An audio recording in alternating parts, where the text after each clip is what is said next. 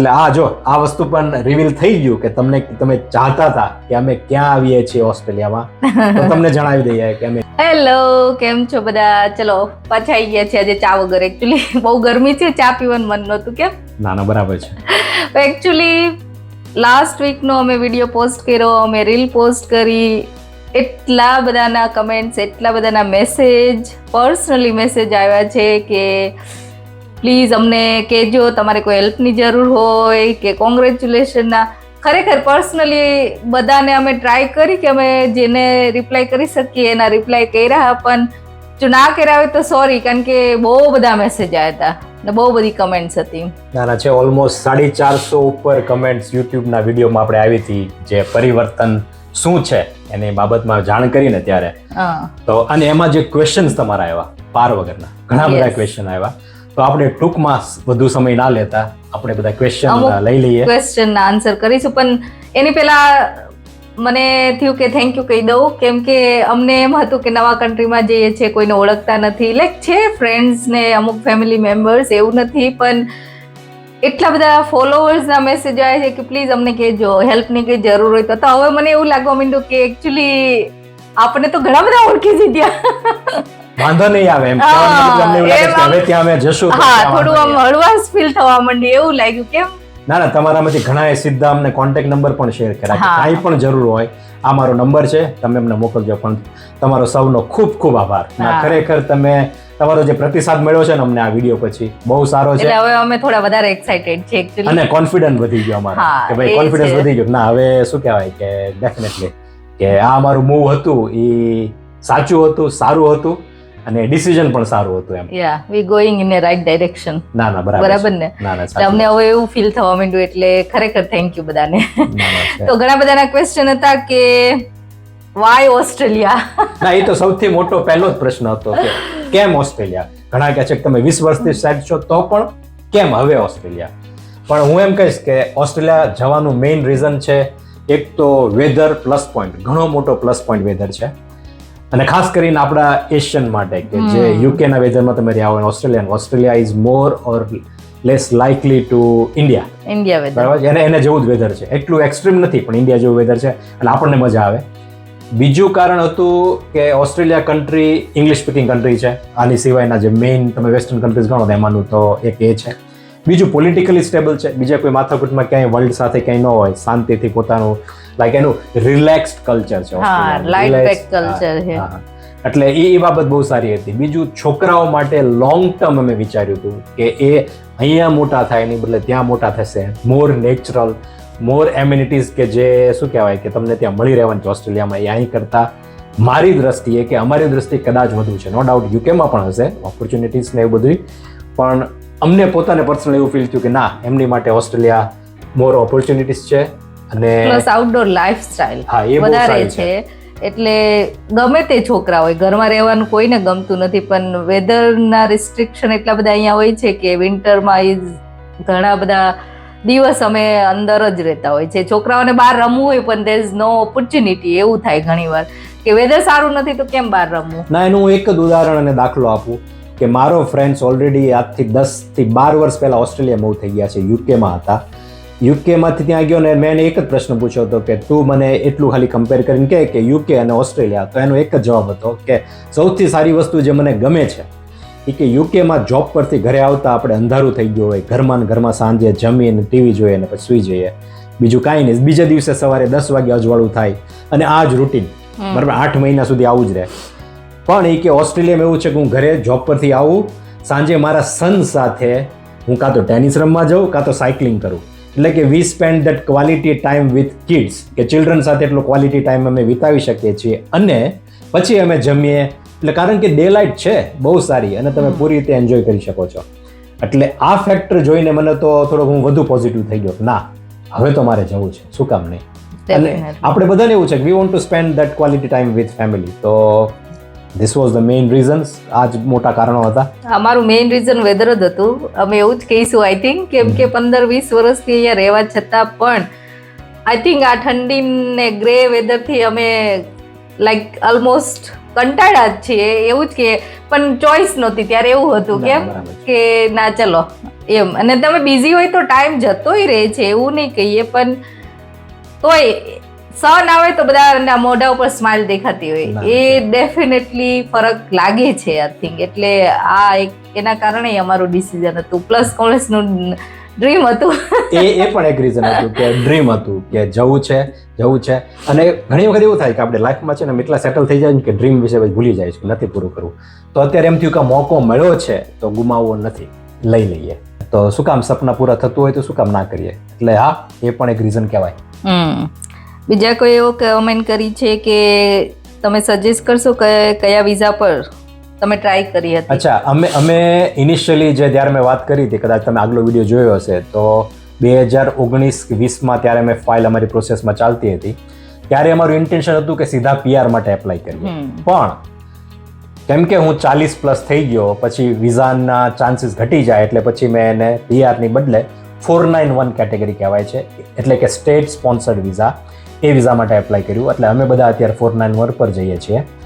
5 વર્ષ સુધી અમે રહી શકીએ 491 પર, પણ 3 વર્ષ પછી અમે PR માટે એપ્લાય કરી શકીએ. તો અમારા વિઝા કેટેગરી કે વિઝા કયો તો એ 491 કહેવાય. બરાબર છે. એની વિશે તમારે વધુ માહિતી કે એવું જાણવું હોય તો એની માટે આપણે સ્પેશિયલ એક અલગથી વિડીયો બનાવશું. પણ હા, તમે પણ જો ટ્રાય કરતા હોય તો 491 કેટેગરીને ટાઈમ આપજો.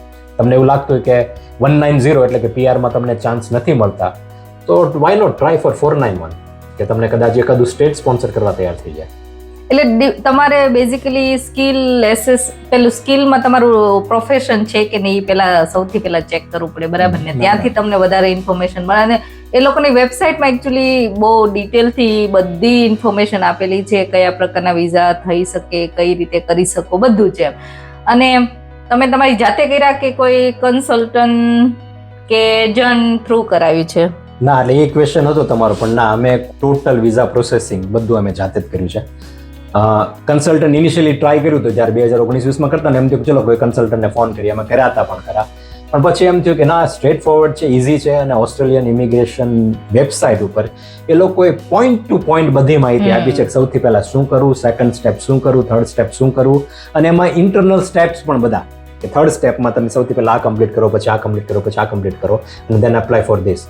Once you get this, go on fourth step. એટલે આખું સ્ટેપ વાઇઝ છે. જો તમારે એની લિંક જોતી હોય તો મને કમેન્ટ કરજો, તો હું એની લિંક પણ આમાં મૂકી દઈશ. બાકી તો બસ વિઝા રિલેટેડ ને તમે જોબ મળી કે પછી પહેલા મૂવ થવાના છો? ના, એટલે એ છે, અમારો ઇન્ટેન્શન એવો હતો કે બેમાંથી એકની જોબ ત્યાં થઈ જાય પછી મૂવ થઈ જઈએ ત્યાં. પણ લકીલી મારી કંપની જે હું અહીંયા અત્યારે યુકેમાં કામ કરું છું, એ જ કંપની મને રિમોટલી વર્ક કરવા માટે આપવા માટે તૈયાર છે. તો અમે એવો પ્લાન કરીએ છીએ કે અમે ત્યાં જઈએ. હું રિમોટલી કામ કરીશ, એટલે યુકે કંપની માટે યુકેના ટાઈમ ઝોન પ્રમાણે કામ કરીશ. એટલે ટાઈમ ઝોન થોડોક તકલીફમાં રહેશે, પણ હાવેવર કે ભાઈ એ ટાઈમ કહેવાનો મતલબ કે ટ્રાન્ઝિશન તમારું એક વખત પૂરું થઈ જાય અને પછી વિચારશું કે ત્યાંની કોઈ સારી કંપનીમાં જોબ કે ઓપોર્ચ્યુનિટીઝ મળતી હોય તો વિલ સ્વિચ ઓવર. અને મીનવાઇલ ત્યાં સુધી ભારતી પણ એની જોબ ત્યાં ગોતી લેશે એમ.